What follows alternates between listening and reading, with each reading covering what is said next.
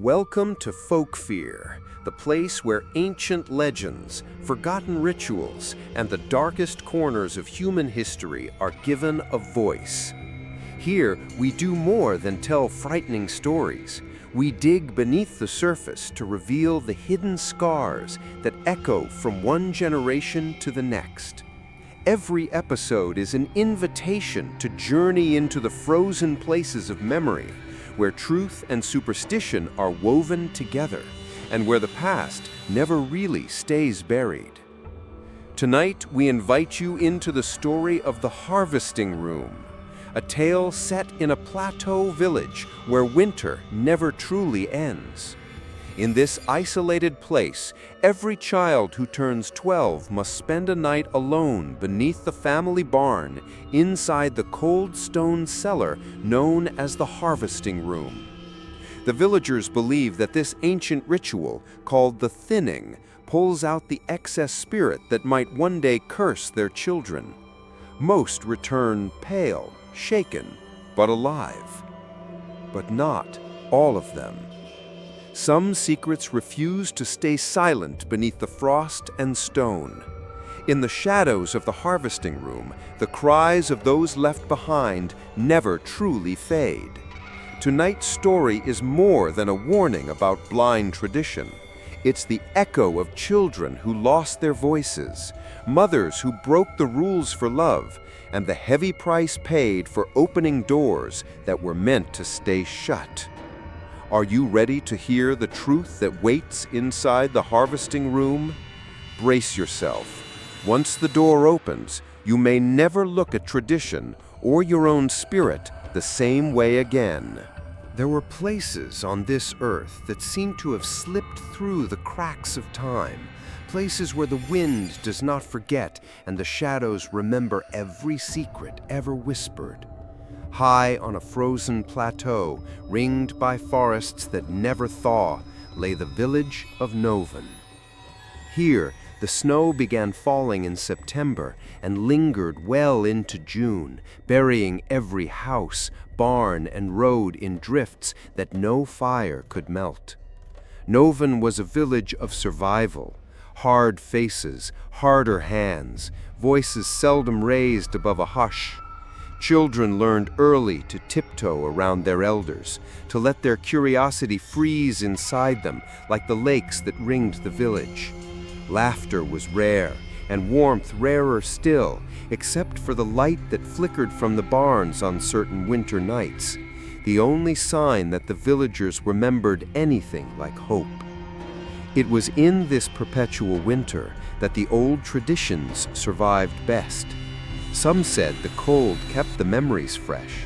Others whispered it kept something far older alive. Each year, when the first star burned blue above the pine forest, the village mothers and fathers would prepare for a night both dreaded and revered. Every family at some point had to send one of their own, a child who had just turned 12, into the cellar beneath their barn. They called it the Harvesting Room, though no one ever spoke the name aloud after sunset.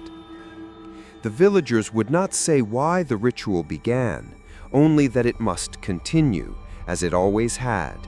They believed the world outside their village was filled with curses and wild spirits, and that the Harvesting Room was the last thin wall between them and something unspeakable. For the children of Noven, the night of the thinning was the line between belonging and becoming a stranger even to themselves.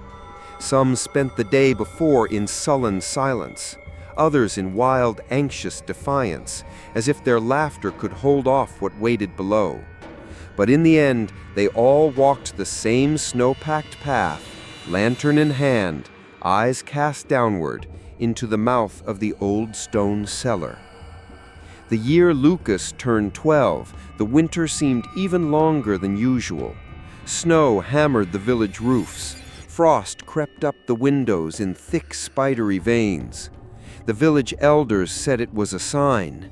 The spirits were hungry, and the Harvesting Room would be ravenous. Lucas's mother, Magda, prepared in silence.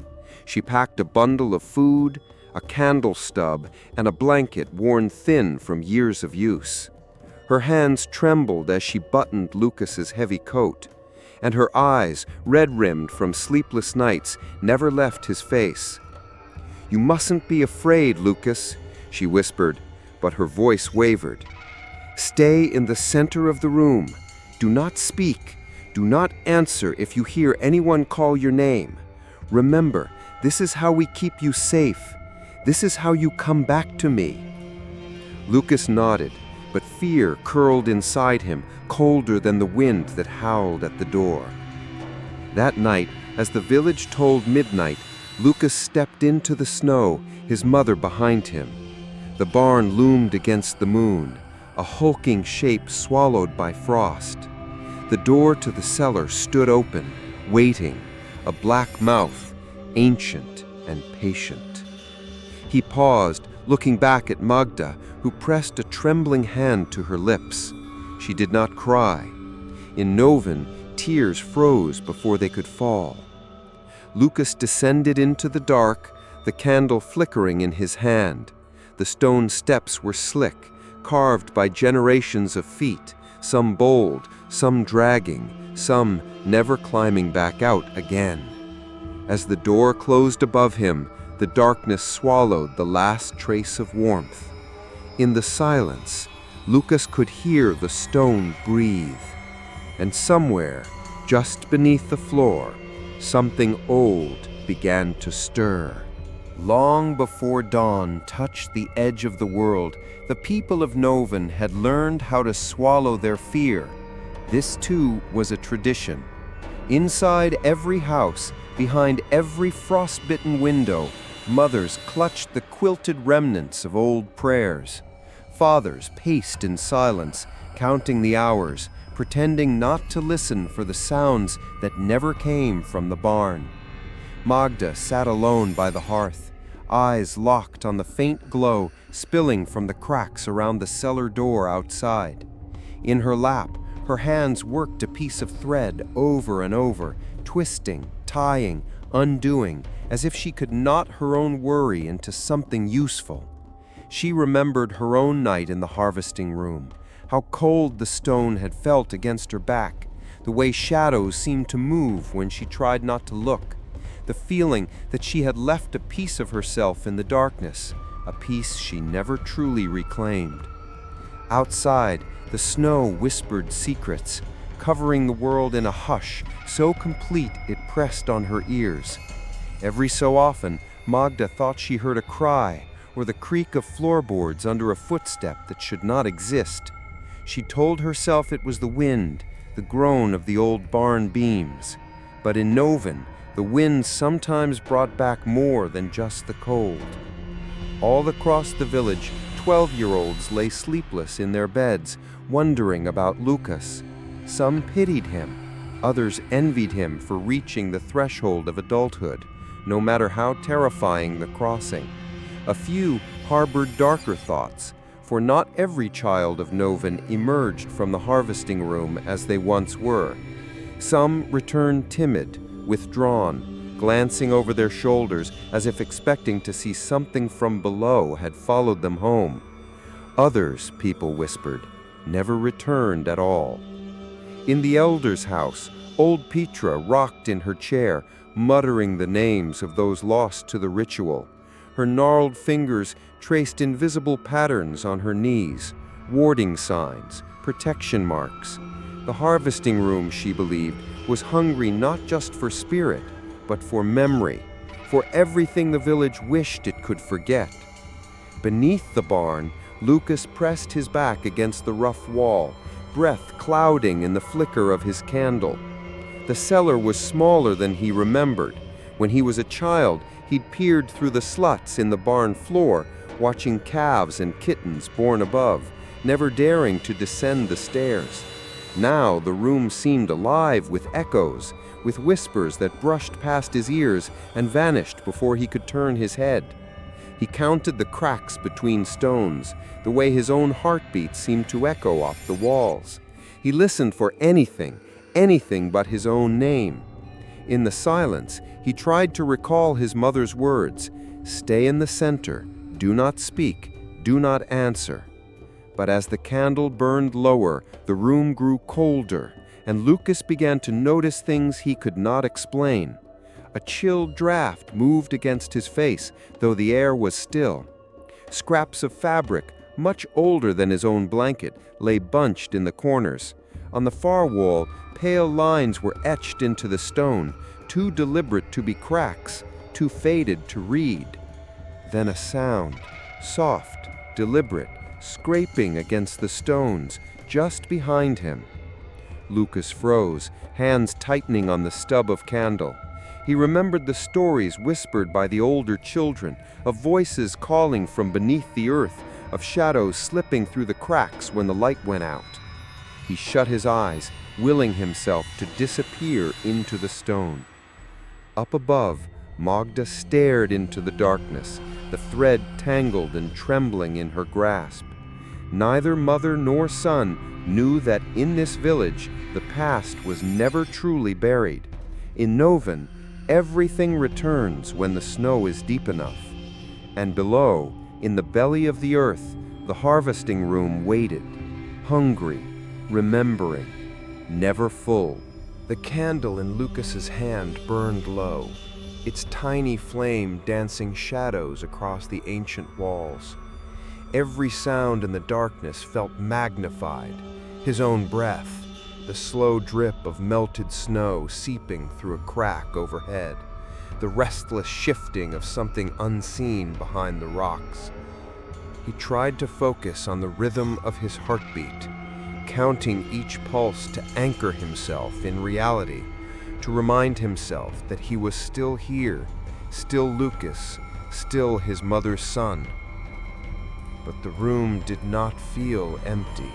It pressed on him with a weight heavier than stone, thick with the residue of 100 frightened children before him. Somewhere, Lucas sensed, they had all left something behind. He kept his eyes on the center of the floor, just as Magda had told him. But curiosity, that stubborn ember, flickered in his chest. The marks on the far wall called to him. Strange runes, lines scratched deep into the stone, as if someone had desperately tried to leave a message, maybe even a warning. He edged closer, the candle trembling in his grasp. The air grew colder the further he moved from the center. He could see now that the marks were not just lines, but shapes. Some that looked like open mouths, some like rows of teeth. He reached out a shaking hand to touch them, half expecting the stone to feel warm or to pulse beneath his fingers. A sudden gust extinguished the flame. Darkness swallowed the room whole. Lucas gasped, clutching the stub of wax, his heart pounding so loudly he could barely hear the new sound, a faint whisper, so soft it might have been the memory of a voice. It said his name, stretched and pulled apart as if from a great distance. He squeezed his eyes shut, remembering, "Do not speak, do not answer." But the whisper came again, closer this time. "Lucas, Lucas." The way his mother said it when she sang him to sleep, the way his father said it when he was angry years ago, before the silence settled into their home like ice. Lucas pressed his hands to his ears, but the whisper seeped through, curling into his mind, painting images of other children crouched in this same darkness.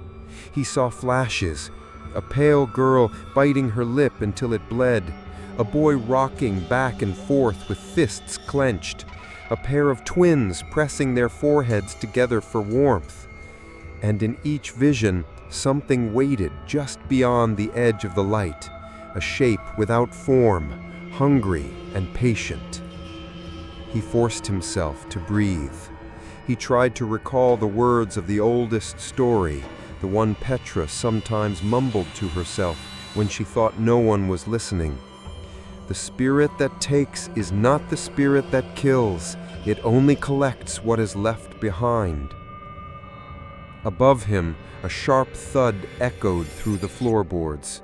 Lucas tensed, unsure if it was the wind, a restless animal in the barn, or something else entirely.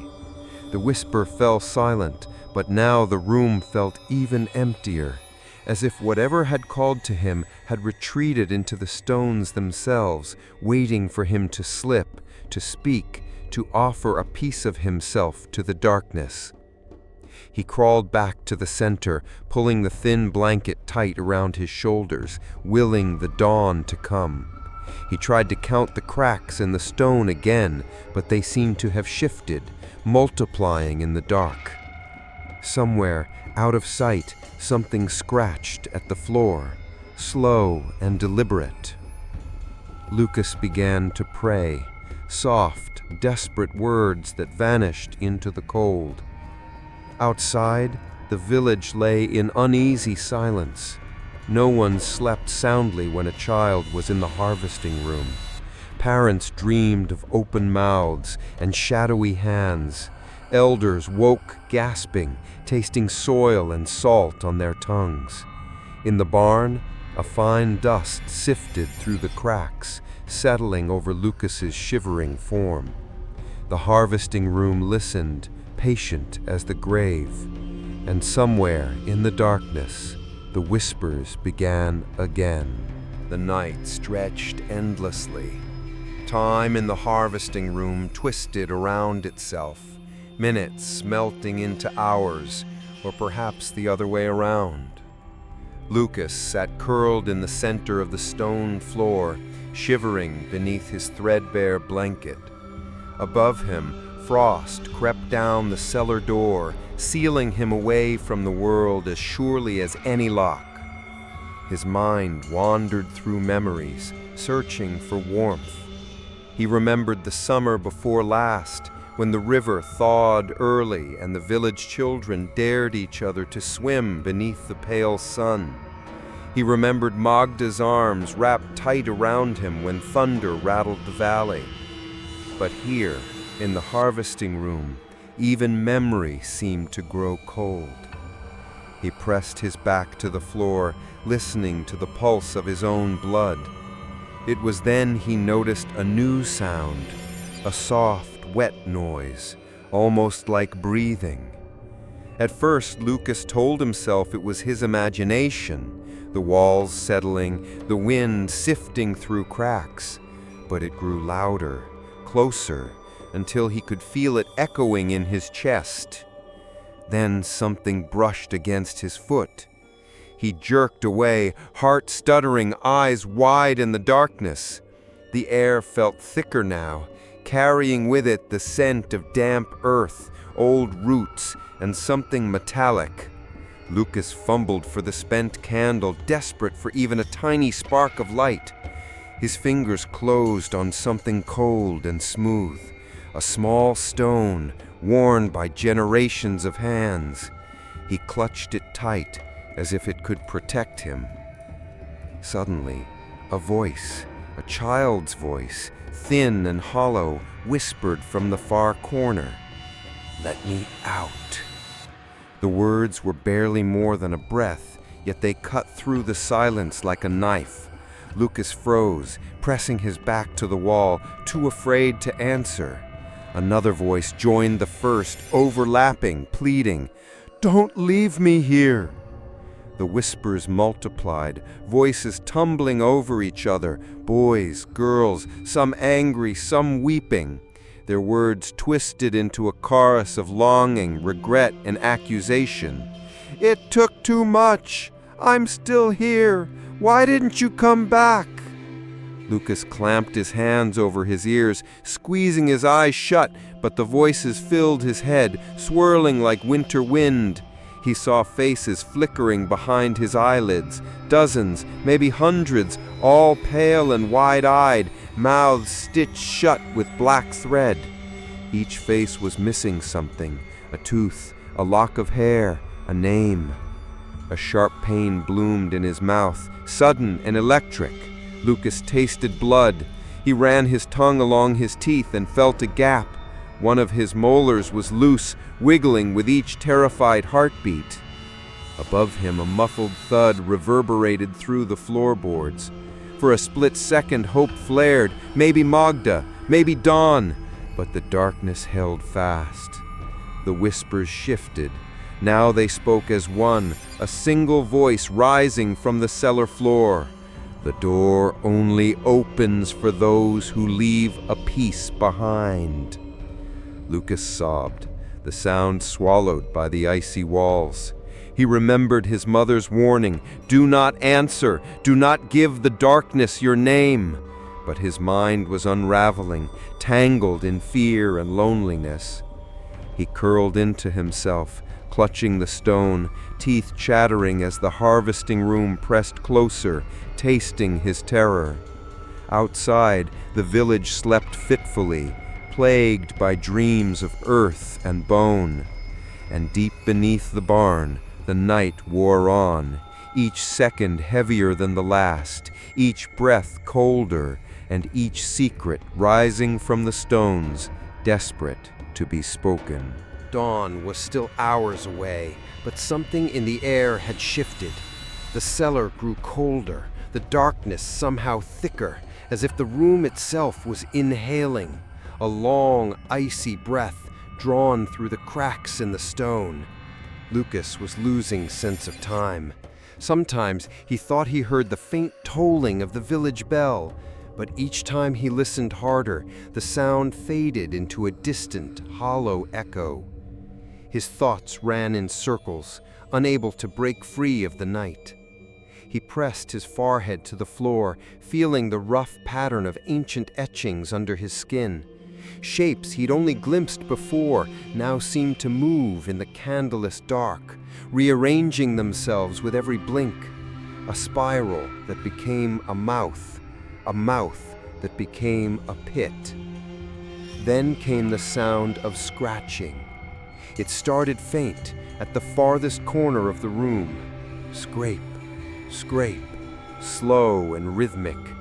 Lucas sat up, straining to listen, his heart pounding so loudly he was afraid whatever was beneath the stones would hear it too. The scratching grew louder, closer, a relentless clawing from below. He wanted to scream for his mother, but the warning echoed in his mind. Do not speak. Do not answer.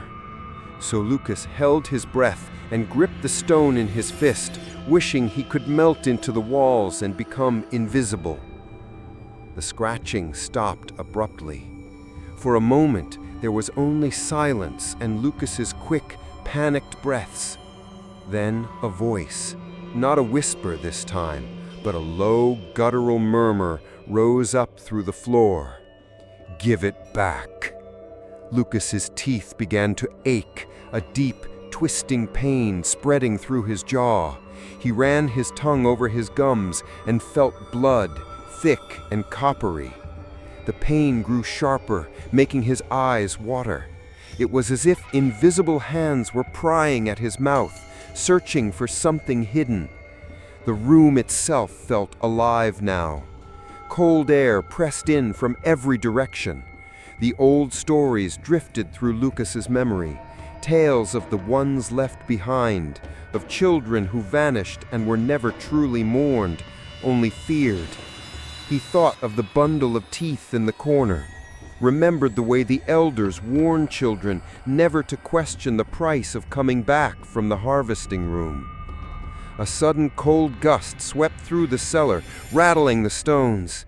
In its wake, he heard a chorus of voices, some pleading, some angry, some broken by years of waiting.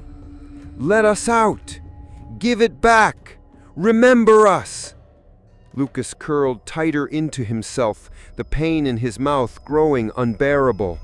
His tongue found another loose tooth and another. He whimpered softly, tears freezing on his cheeks.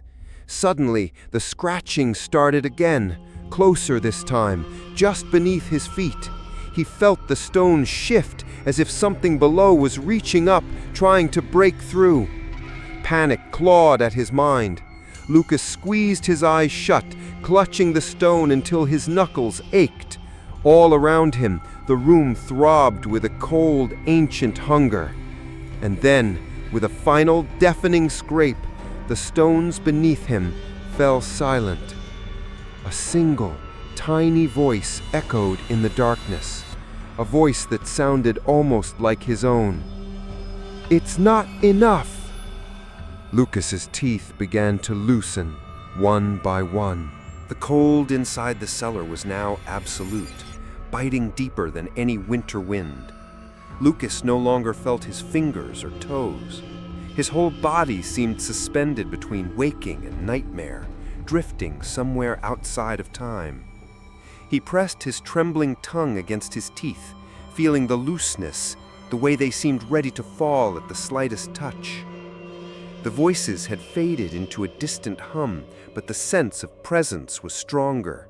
Dozens, maybe hundreds of eyes watching from behind the stone.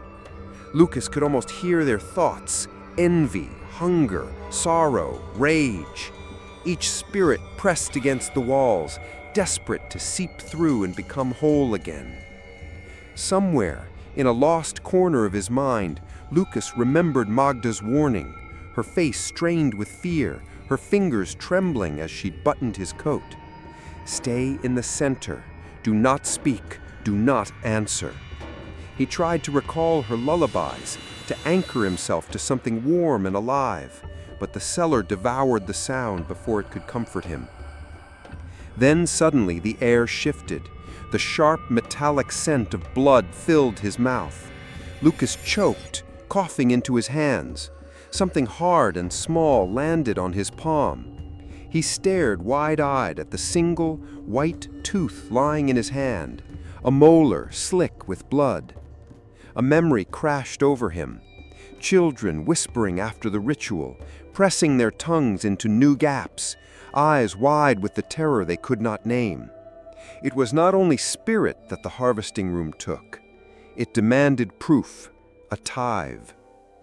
The whispering began again, softer now. "One is never enough. Give us more." The walls seemed to pulse as if breathing.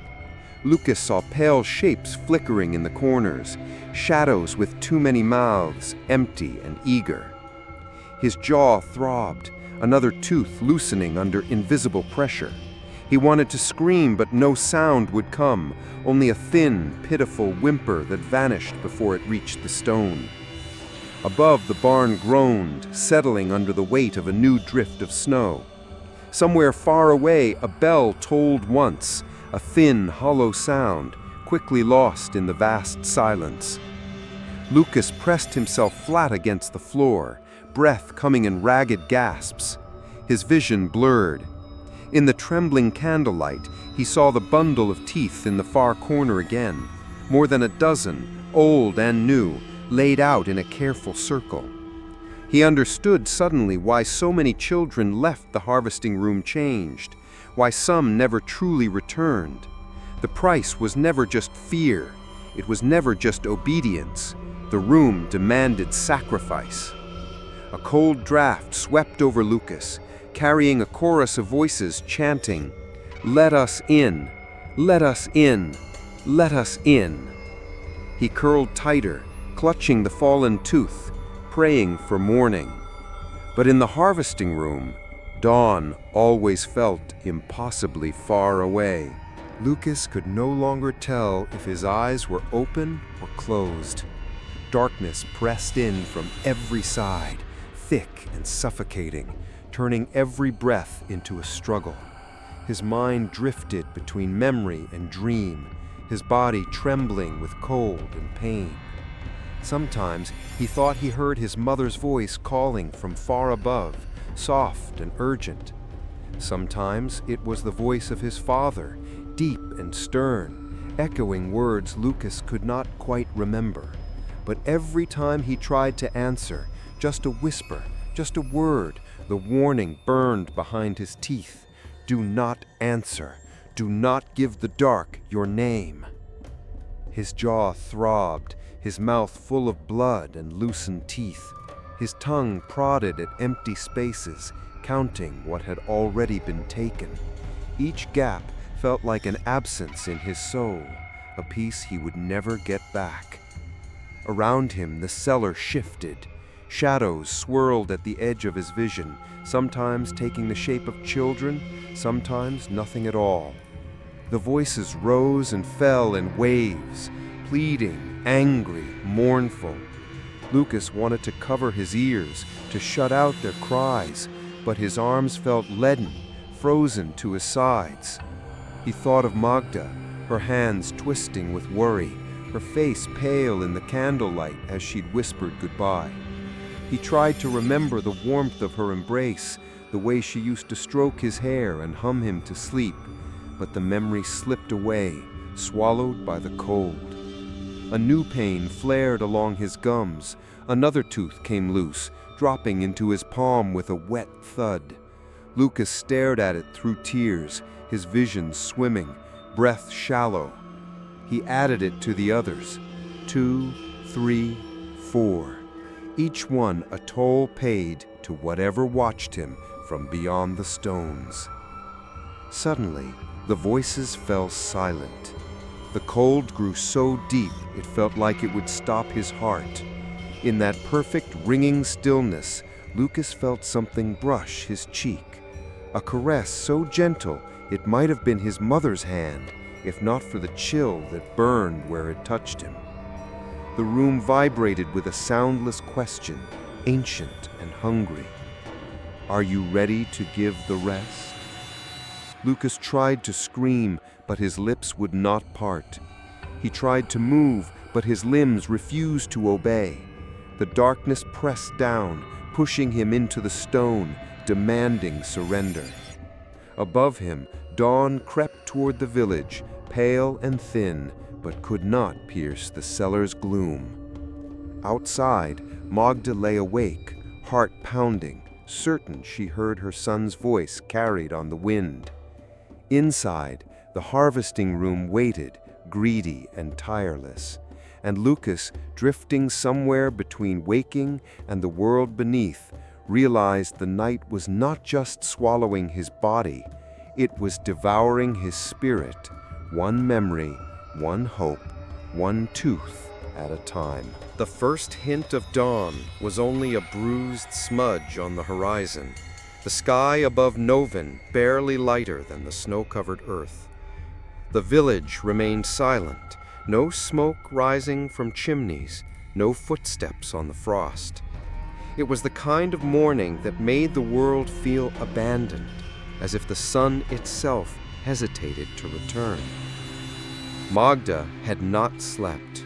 All through the endless night, she sat at the window, her fingers tangled in the same piece of thread, gaze locked on the barn.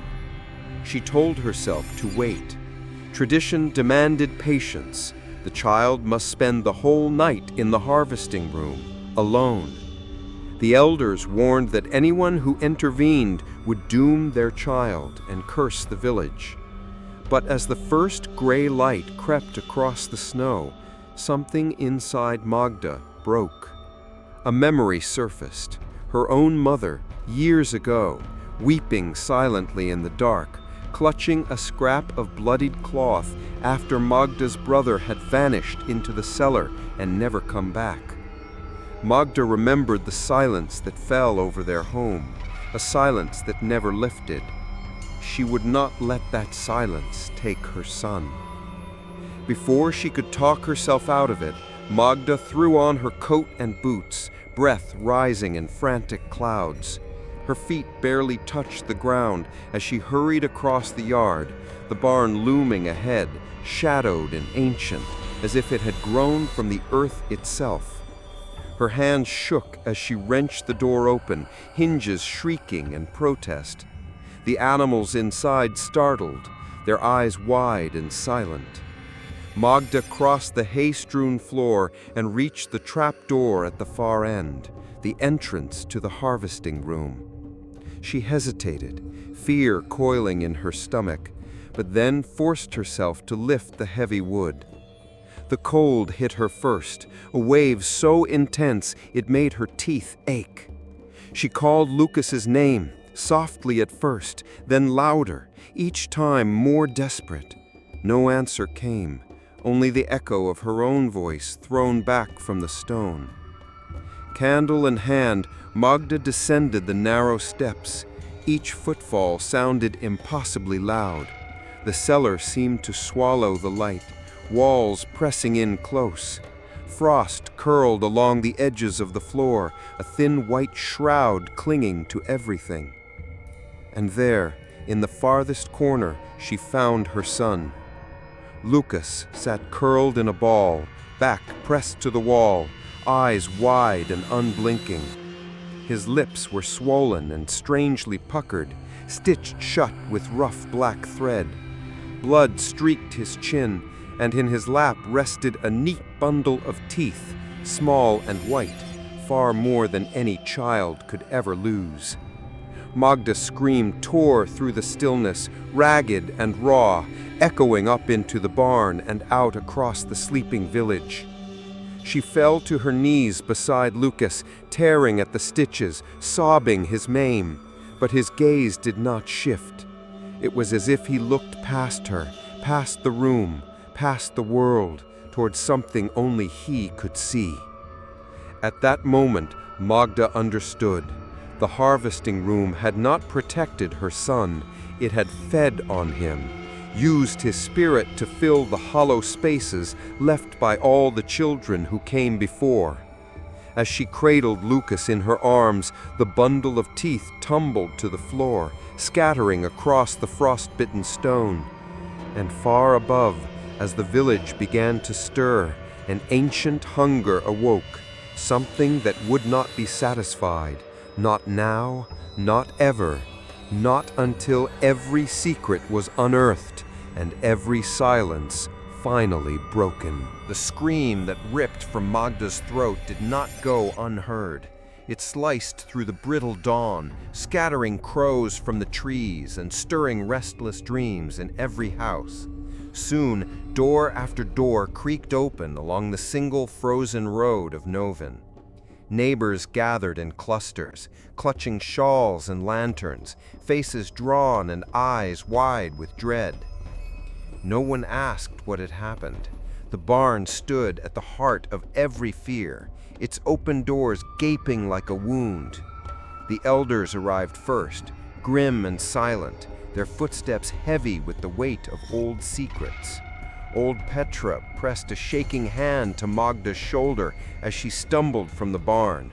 Lucas clutched tight to her chest, his face bloodless and his eyes glassy. "They said not to interfere," one woman whispered, voice hoarse with terror. "Now the curse will spread." Magda did not answer. She could not speak. Her throat was raw from screaming, her mind numbed with shock. She only rocked Lucas back and forth, the boy's lips swollen and torn, black thread hanging like spider silk from his mouth. The bundle of teeth scattered across her skirts gleamed wet and unnatural in the thin light. By midday, the whole village buzzed with panic. Children woke from fevered sleep, shrieking about things crawling under their skin or begging not to be left alone. Some vomited handfuls of black soil, staining sheets and hands. Others sat mute, eyes wide and unseeing, lips moving in silent imitation of Lucas's stitched mouth. The elders argued in urgent, quavering voices. Some demanded another round of ritual, a cleansing, a sacrifice to appease whatever they had angered. Others begged for mercy, insisting the curse could not be undone. Old Petra, oldest among them, stared long at the bundle of teeth, her gaze haunted. "It's begun again," she muttered, words barely above a breath. "The ones left behind, they are hungry." All day, strange things happened. Windows frosted from the inside, even where fires burned hottest. Milk soured in the pail, bread turned black at its center. The dogs howled and cowered in their kennels, refusing to approach the barn. As dusk bled into another long night, Magda locked herself and Lucas in their home, refusing all food, all company, all comfort. She tried to sew his lips back together with gentle words and trembling hands, but nothing reached him. Sometimes he trembled, sometimes he moaned. Most often, he simply stared at the wall, eyes searching for something that was never there. Outside, children in every house began to whisper, voices threading through the silence. "They're in the walls. They're under the floor. They're waiting." No one in Noven slept that night. The harvesting room, once just a room beneath the barn, had become something else, a mouth that would not close, a wound that would not heal. And as the cold deepened, the village realized that the price of silence was not just fear, not just sorrow. It was something much, much darker, something that would haunt every soul until the truth could no longer be buried. That night, a heavy silence gripped Noven. The snow had stopped, but the cold deepened, so sharp that it seemed to burn the skin. In every house, candles guttered and shadows clung to the corners. Parents huddled in doorways, unable to rest, listening to the sounds their children made behind closed doors. It began with the smallest children, those too young to have faced the harvesting room, but old enough to sense the wrongness in the air. They thrashed in their beds, crying out in voices not their own, their limbs tangled in sheets damp with sweat and earth. Some clawed at their mouths, as if trying to tear out words that refused to be spoken. Others whimpered, "Don't let them in!" over and over, voices fading into whimpers. The older children fared no better. They woke screaming from nightmares so vivid that the line between sleep and waking vanished. They dreamed of stone walls pressing in, of cold hands closing over their mouths, of teeth falling from their gums and turning to dust in their hands. One by one, they began to vomit black soil, staining their blankets and clothing, the bitter scent clinging to the air. In the days that followed, the children gathered in uneasy clusters, eyes rimmed red, moving with a shuffling, haunted energy.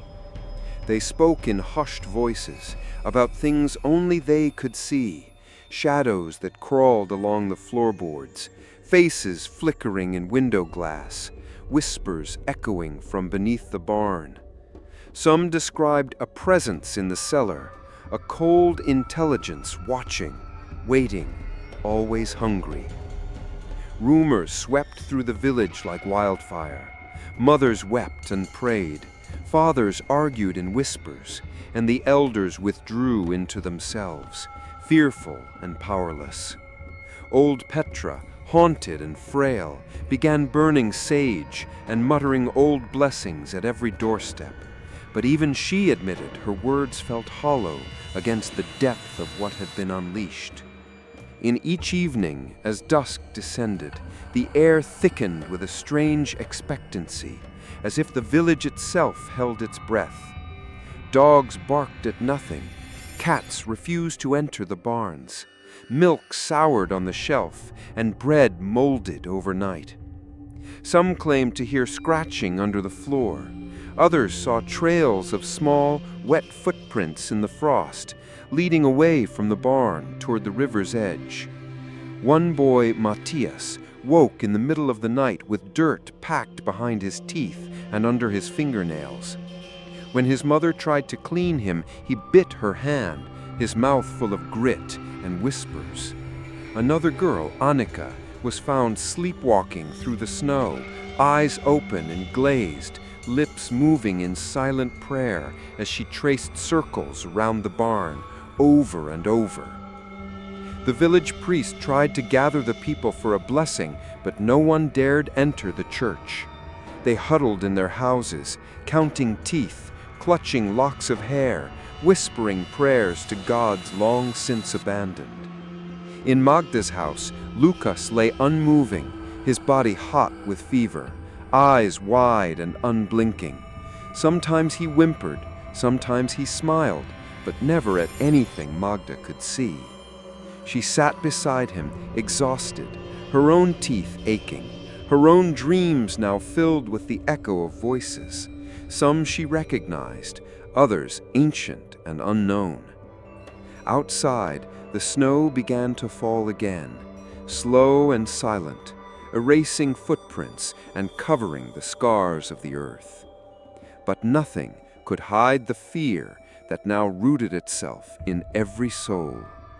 For in Noven, the nightmares had begun to walk in daylight, and the harvesting room was not done feeding. The days after Lucas's return blurred into one long gray ache. Magda moved through them like a sleepwalker, her body weary, but her mind too frantic to rest. She watched her son fade by inches, his eyes clouded, his voice lost behind lips still raw and healing. Every night, Lucas trembled with fever and muttered in his sleep, but the words made no sense, a jumble of names and numbers and forgotten prayers. The village changed, too. Where once the people of Noven had clung to silence, now their fear spilled over. Children were kept indoors, windows were nailed shut against the creeping cold. The old folk muttered about omens, cats vanishing, dogs howling all night, milk curdling on the stove, and crows circling the barn from dawn to dusk. But Magda could not sit still and wait for the dark to claim her son. One evening, as the sky bruised to indigo and the snow glittered with a faint blue light, she wrapped herself in her thickest shawl and went to find old Petra. The elder's house stood at the far end of the village, half sunk into the hell, smoke trickling from its crooked chimney. Petra sat by the hearth, shivering in layers of wool, her eyes as sharp as ever. She did not seem surprised to see Magda. "You want to know what the rest of them won't speak? You want to know what the room really takes?" Magda nodded, voice trembling. "He's slipping away. I can't reach him. Tell me, Petra, why do we do this? Why must our children suffer? What are we feeding down there?" For a long moment, Petra said nothing. The fire cast shifting shadows across her face, making her look both ancient and childlike. "It was not always this way," Petra whispered. "Long ago, when winters first grew cruel, the villagers made a pact. Something old lived beneath these stones, older than the church, older than the village itself. It was hungry. They believed it took only what was necessary, the spirit that might cause ruin, the part of a child that would never obey. So they built the room. They offered what they thought was safe to lose." Magda's hands shook. "But it's not just spirit, is it?" Petra's eyes glittered with tears. "No, the room is never satisfied. What it takes, it keeps. But every year it wants more. That's why we don't speak the names of the lost. That's why we pretend nothing is missing. But you broke the silence, girl. You opened the wound." Outside, a wind howled against the door, rattling the old timbers. Magda leaned in, desperation in her voice. "Can it be stopped? Is there a way to save Lucas, or is it too late?" Petra hesitated, her hands twisting in her lap. "There are stories, old words, old rites, most forgotten, some forbidden. You must find what was taken. You must face what lives beneath. But beware, what you seek does not want to be found, and what is buried beneath Noven may never let you leave." Magda stood, heart pounding, grief sharpening into resolve. "I will not lose him, Petra. Not to silence, not to fear." She stepped out into the bitter night, snow swirling around her, the shadows of the village stretching long and dark behind her. Somewhere, Lucas cried out in his sleep, his voice thin as wind. Magda pressed on, knowing the answers she sought would not be found in daylight, for some truths could only be unearthed in darkness, where the old spirit still lingered and where the harvesting room was never truly empty. Magda's determination burned through her exhaustion. She moved through the bitter cold, past homes shuttered against the darkness, past the barn that loomed as a warning to all. Her heart hammered not just with fear for Lucas, but with a wild defiance, a refusal to accept silence and tradition as her son's fate. She remembered Petra's words, "Find what was taken, face what lives beneath." There must be something left behind, a record, a remnant, some memory that had survived the decades of fear. But in Noven, secrets were as deeply buried as the frost, and no one willingly offered their pain to another. Magda's first stop was the village church. The priest, a trembling man with downcast eyes, refused her entry at first. "No good comes from stirring up the past," he warned, but Magda pushed past him, her voice steel. She searched the dusty vestry, ransacked cupboards, turned over stacks of forgotten prayer books.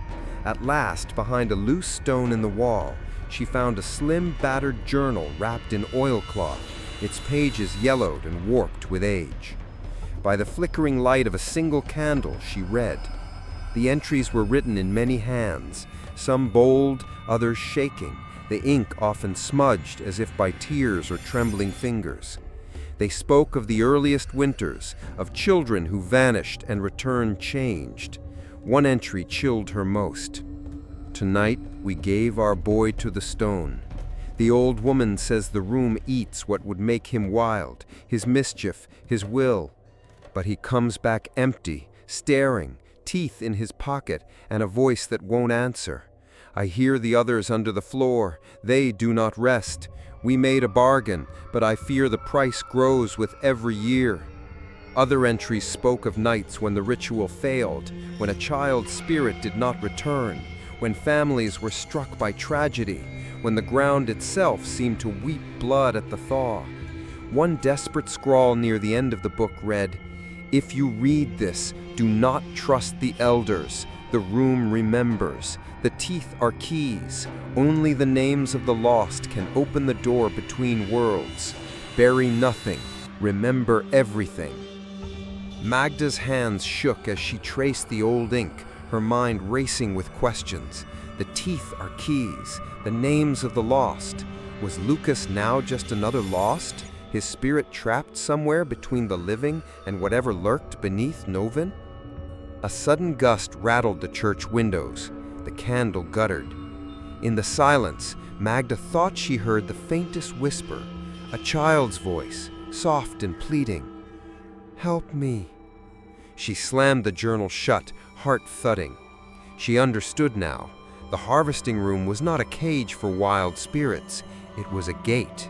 Every tooth, every name unspoken, every silence, every child who vanished into the cold, all of it was a chain binding something ancient, something ravenous just beneath Noven. And now she had broken the pattern. She had spoken the truth, and something had begun to stir. Clutching the journal to her chest, Magda hurried back into the night. Her path was clear if terrifying. She must uncover every secret, speak every name, and gather the keys, the teeth, the memories, the lost stories, if she had any hope of saving her son. But as she hurried through the swirling snow, Magda knew the darkness was watching, and it would not give up what it owned without a fight. Magda walked home through the falling snow, the journal clutched tight to her chest, her mind reeling with questions and half-formed fears. Each step stirred memories she had long tried to bury. With every crunch beneath her boots, the past rose up. Old wounds, old whispers, the faces of children who had once played with her in the white fields before vanishing behind the barn doors. She remembered her brother Tomas, tall for his age, bold and restless. On the night of his 12th year, Tomas had pretended not to be afraid, making jokes as their mother wept and the neighbors murmured blessings. Magda, younger by 3 years, had watched from the window as the elders led him to the barn, lanterns swinging, their faces carved from stone. she never saw Tomas smile again. When he returned at dawn, he was silent, hollow-eyed, and biting down on the inside of his cheek until it bled. He never spoke of what happened in the harvesting room, not once. Within a year, he had wandered into the woods and was never found. Others in the village shared similar wounds. She recalled the pale twins, Greta and Helene, who had once braided flowers into Magda's hair in spring. After their nights in the cellar, they drifted apart, their laughter lost to the wind. Greta's hair turned white. Helene's eyes grew glassy, as if she saw things no one else could see. Neither lived to adulthood. Stories whispered of children who vanished in the night, or who grew mute and feverish, wasting away without reason. Magda remembered funerals with empty coffins and mothers who could not weep, whose eyes were forever dry. The village learned to speak only of the survivors, never the missing, never the changed. Grief became another silent winter, pressing down with the snow, generation after generation. She thought of her own night in the harvesting room. She had been smaller than most, shivering beneath a thin blanket, eyes wide in the dark. She remembered voices, first familiar, then warped and strange. The memory of a cold hand brushing her face, her own teeth aching, a taste of copper on her tongue. For years after, Magda woke from nightmares with blood on her pillow and the sense that someone was standing just outside her door. Now, as she crossed the yard to her house, she heard the low moan of the wind twisting around the eaves, except tonight, woven within it, were voices, children's voices, calling her name, pleading, accusing. "Why didn't you come for me? I'm still here, Magda. It's so cold."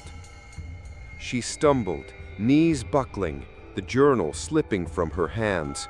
For a moment she knelt in the snow, pressing her hands over her ears, rocking as the past pressed in from every side. Images flickered in her mind, mouths sewn shut, fingers clutching teeth, wide eyes full of questions that would never be answered. Magda forced herself to stand, to push open her door and step into the warmth of her home. Lucas lay on his cot, fevered and thin, his eyes following her, hollow and lost. She knelt beside him, tears spilling down her cheeks. "I remember you, all of you. I will not forget." Outside, the wind howled, scattering snow across the village, carrying the names and memories of the lost on its breath. And in the deepest shadows beneath the barn, the harvesting room trembled, hungrier than ever, the chain of silence stretching thin, waiting for someone to finally break it. The next day, as dusk crept in early and the village retreated into itself, Magda prepared for what she had always been taught to fear. She had spent the hours poring over the old journal, searching for scraps of ritual, protective marks, words to bridge the chasm between the living and the lost. The entries were fragmented, warnings scrawled in the margins. Never go alone, never speak a name without knowing its end. If you call, you must listen.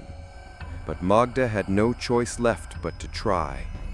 She waited until the house was utterly still. Lucas lay asleep, his breath shallow and uneven, sweat shining on his brow.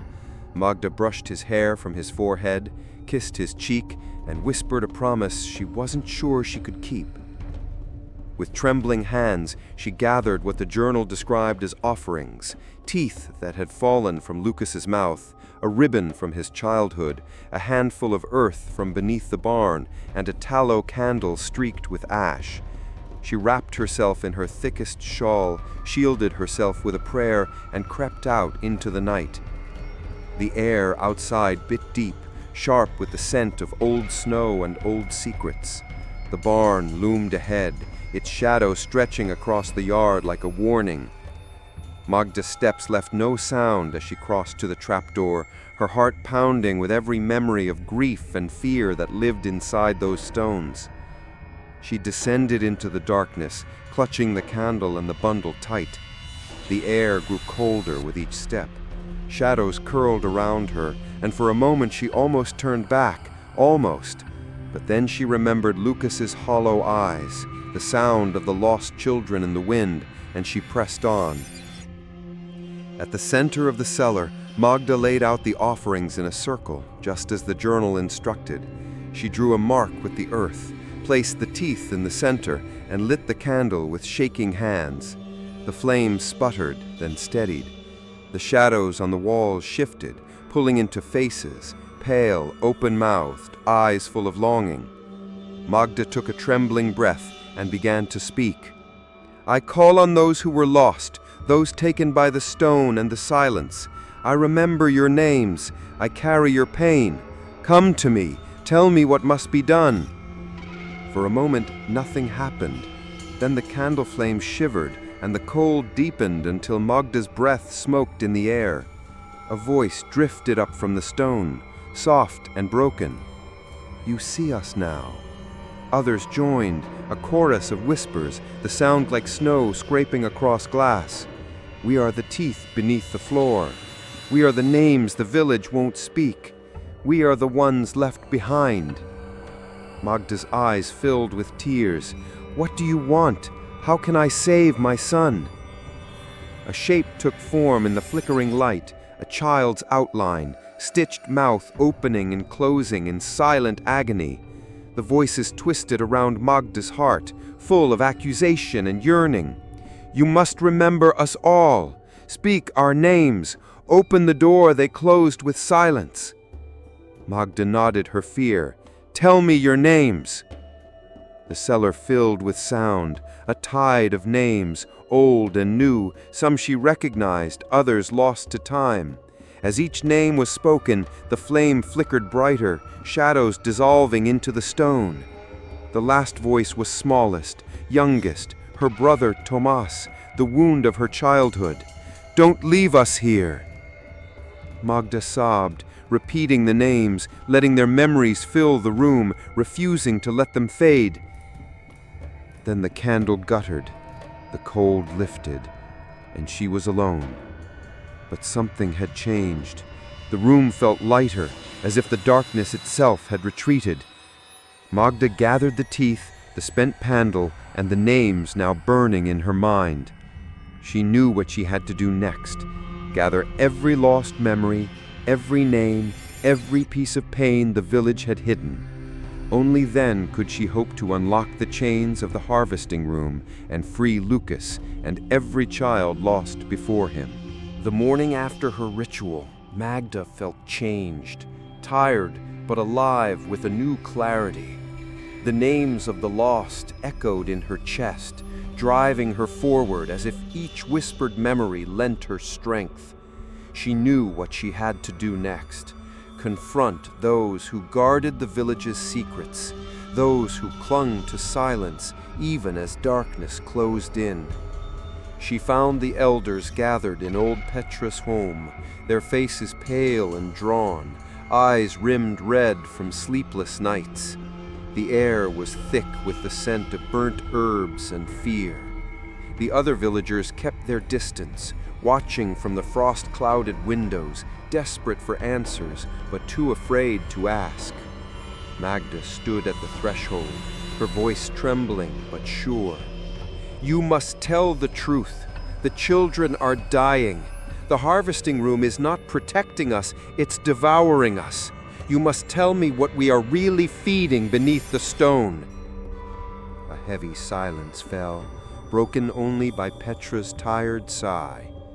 The eldest of the elders, Marcus, rose from his chair, his hands twisted with age and guilt. He looked at Magda not with anger, but with a bone-deep sorrow. "We never meant for this to be our legacy. The first winter of famine, there was desperation in Noven. Something old came from the ground. Some called it spirit, some called it demon. Some thought it the hunger of the land itself. It asked for obedience, for offerings, not flesh, not blood, but spirit, the wildness, the defiance in our young. He paused, voice cracking. At first it worked. Our children were docile. No more rebellion, no more accidents. The fields grew, the winters less harsh. But each year the price rose. The children became quieter. Some never truly returned. Some vanished. But every time we tried to stop, tragedy followed. Plague, fire, starvation. The dead would not sleep. The thing beneath the village would howl. We told ourselves it was our only hope. Petra's voice was little more than a whisper. We became jailers of our own children. Each tooth, each memory buried was another shackle. But we were too afraid to change, too afraid to speak the names of the lost. We convinced ourselves it was discipline, purification, but all along it was cowardice. Magda's fists clenched at her sides. You turned grief into tradition. You called it protection and let your own guilt devour the children. I have spoken with those left behind. Their names are no longer lost. They beg for release. The elders bowed their heads, shame radiating from them like heat. Marcus wept, his tears streaking the dust on his cheeks. What must be done? He asked, voice hollow. Magda lifted the journal, the bundle of teeth, and the list of names she'd gathered. We end the silence. We gather the village. We speak every name that was ever hidden. We remember every child. And then we open the door beneath the barn together. No more hiding, no more chains. A hush spread through the room as the elders looked to one another, fear warring with hope. Finally, Petra nodded. So it must be. May the truth cleanse us, even if it destroys us. Magda stepped out into the thin morning light, her heart heavy but certain. She did not know if Noven would survive what came next, but at last the village would face the darkness as one. As twilight crept over Noven, the village vibrated with a fear that was no longer silent. The news of Magda's confrontation spread quickly.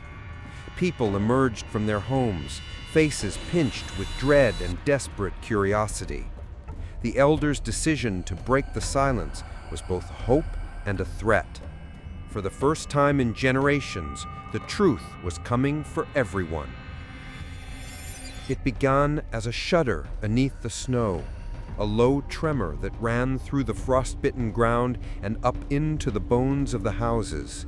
Lamps flickered and glass rattled in the frames. The children were the first to feel it, their dreams invaded by images of stone mouths opening wide, of small pale hands reaching from beneath the floor.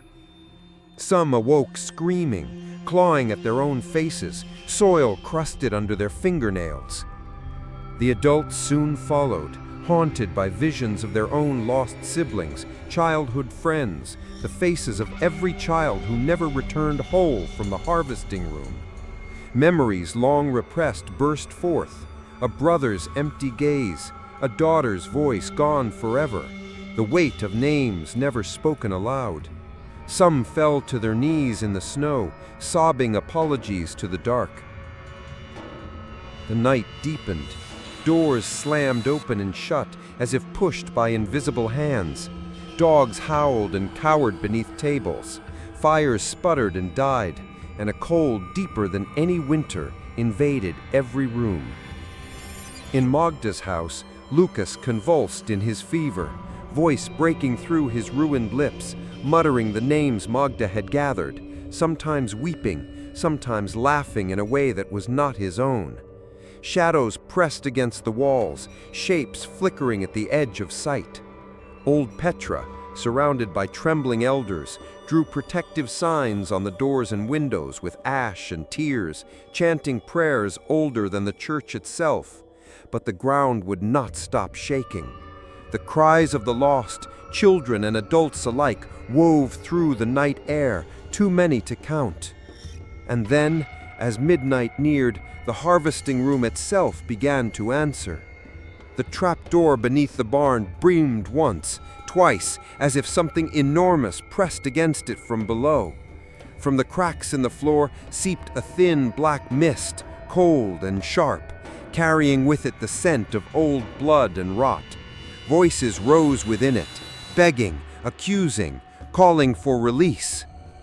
Outside, snow swirled into impossible shapes, faces forming and dissolving, mouths opening in silent screams.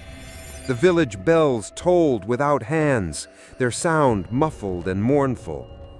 People gathered in the square, clutching one another, some whispering the names of the lost, some simply praying for dawn. Magda stood at the center, the journal in teeth pressed tight to her chest, her voice steady, even as her knees shook. Tonight we remember. Tonight we speak what was forbidden. We face what we have tried to bury. The villagers joined her, voices ragged, a chorus of names and stories rising to the sky. The ground shook harder. The wind screamed with the voices of those left behind. And as the first hour of midnight struck, the door to the harvesting room groaned open on its own, darkness spilling out to greet the living. For the first time in generations, Noven stood on the threshold not only of its oldest secret, but of the reckoning that would decide if anything remained when the night was over. The cold that bled from the open trapdoor was like nothing Magda had ever known. Thick, living, ancient. It crawled over her skin and into her bones, whispering warnings, dredging up every memory she had ever tried to forget. But there was no turning back. With each trembling step, she led the way down the stone stairs, clutching the journal and the bundle of teeth, lantern casting a feeble light that seemed to retreat from the darkness below.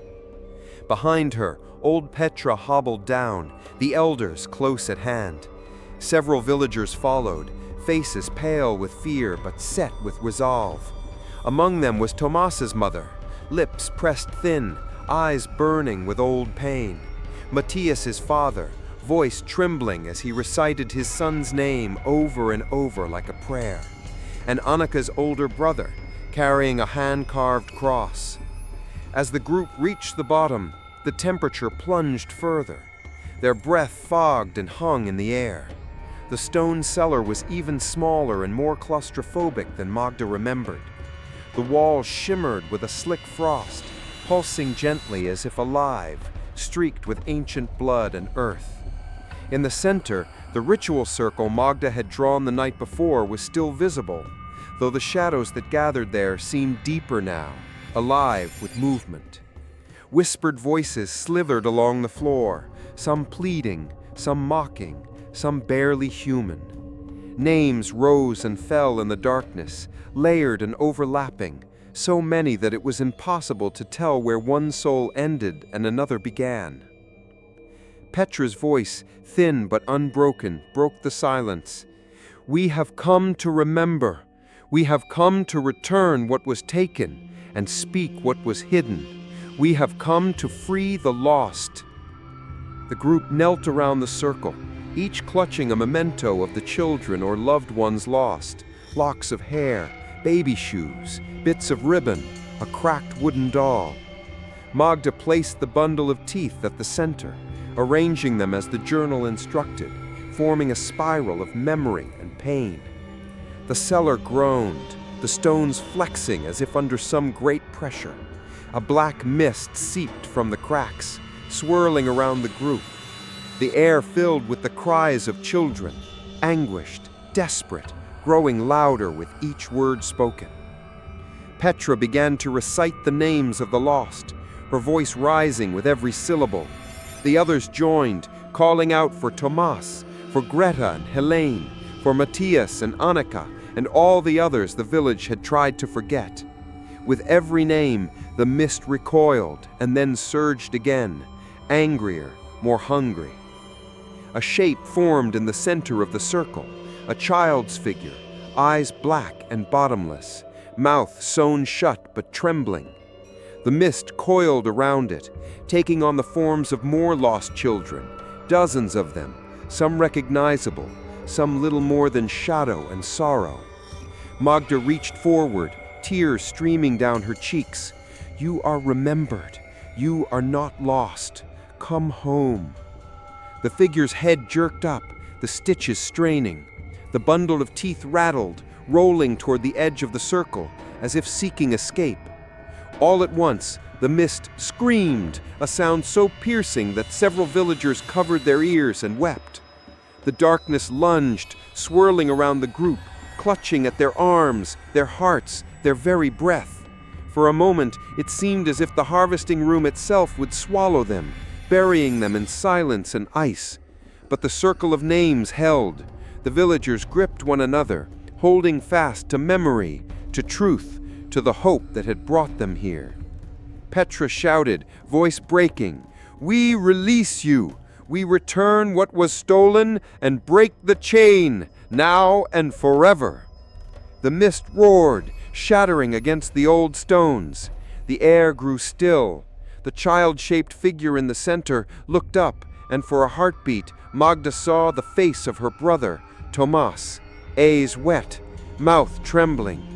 The stitches fell away.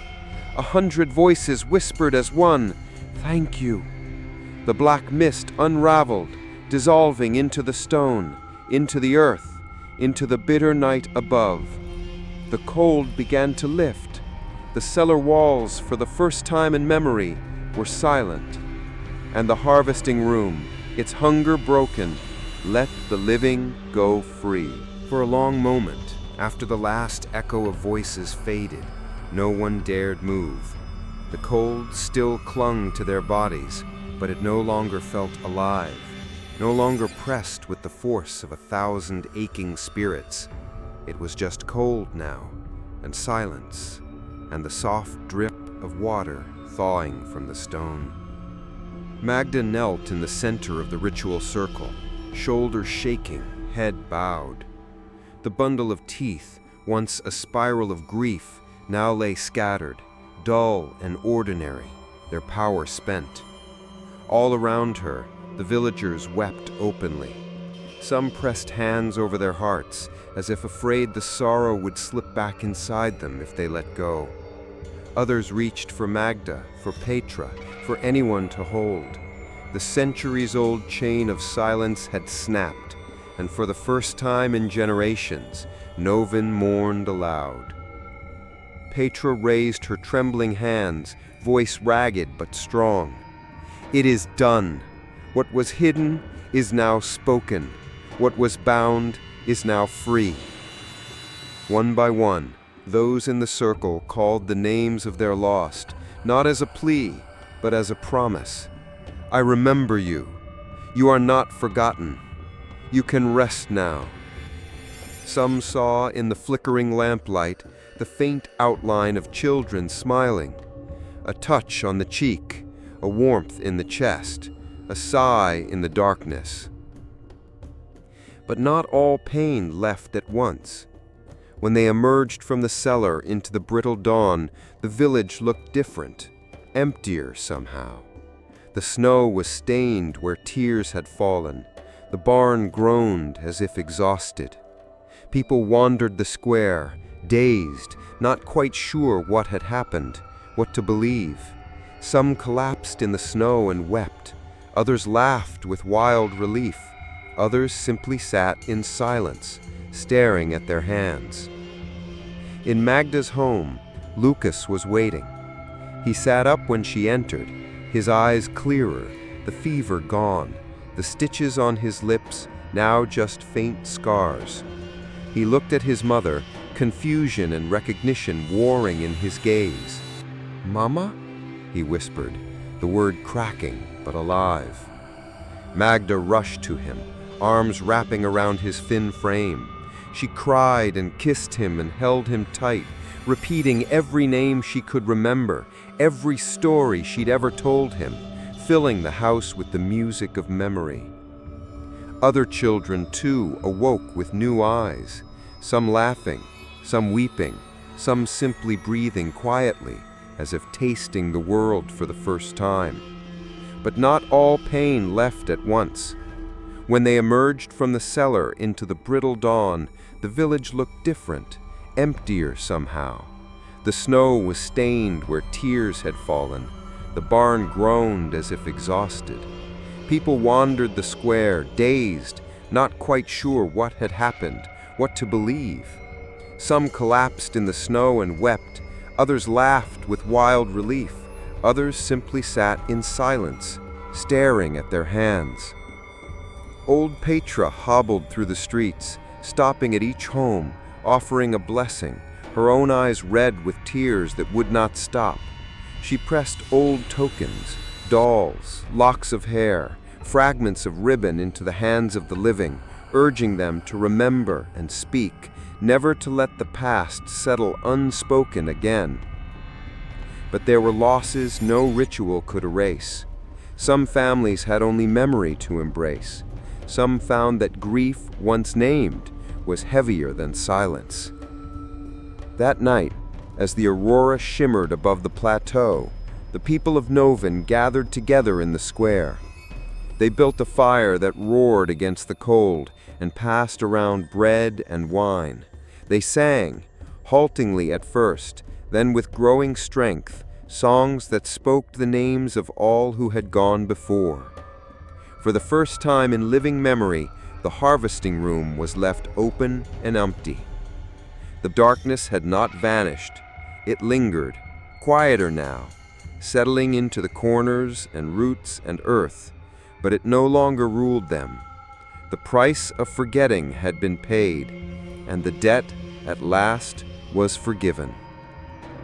Magda stood by the flames, Lucas at her side, and watched as the village that had been chained by sorrow learned, one painful moment at a time, how to live free again. Morning in Noven had never felt so strange, nor so clean. The air was brittle, almost sparkling, filled with the scent of new snow and extinguished fires. As the first light spilled across the village, it revealed a place transformed. Footprints zigzagged the drifts in wild confusion, but there were no fresh graves, no signs of violence. The harvesting room stood open, its ancient door creaking gently in the dawn breeze. Magda stood in her doorway, cradling Lucas in her arms. His fever had broken in the night, and though he was weak and pale, there was life in his eyes, something bright and wary, as if seeing the world for the first time. All across Noven, families stirred slowly back to life. Children peeked from under quilts, their cheeks flushed but their expressions softer. Some smiled and rushed outside, making snowballs with frozen fingers. Others clung to their parents, shivering with dreams they could not quite forget. A hush lingered, heavy but not oppressive, a silence that honored what had been lost and what had been reclaimed.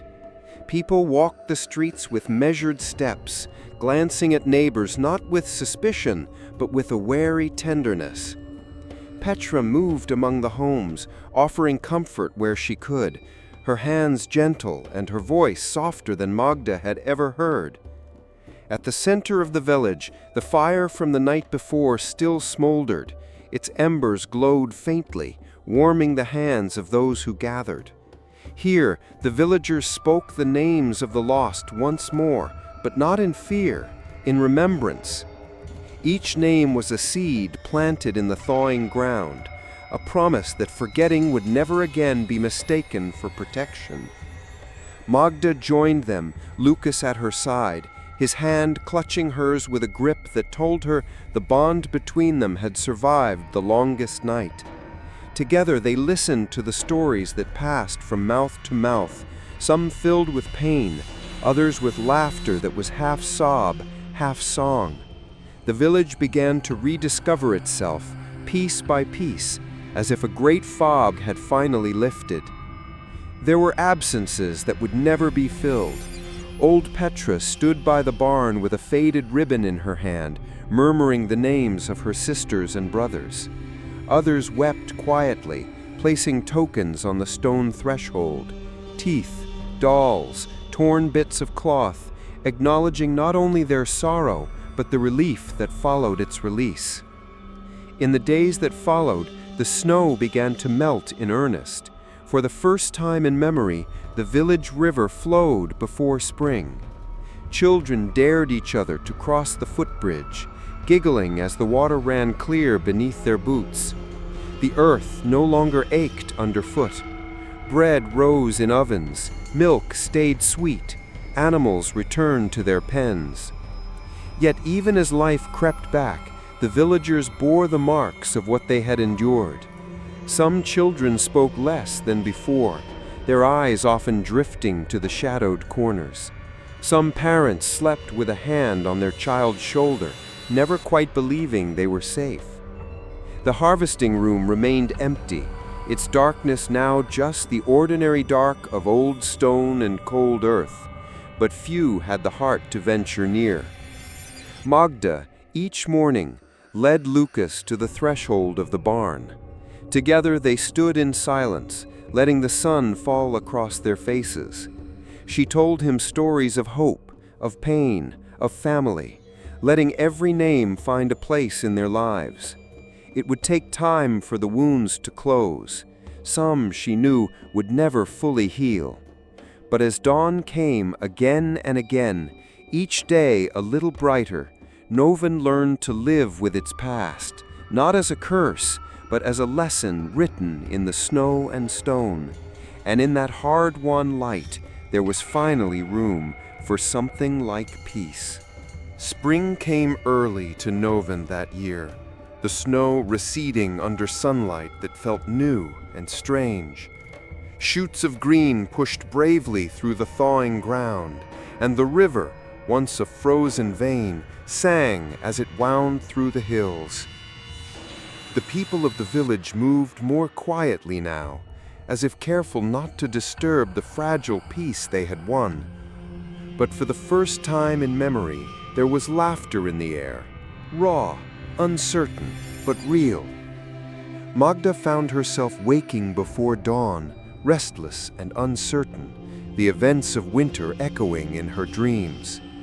She would sit by Lucas's bed, watching him breathe, listening to the small sounds of life returning to their home.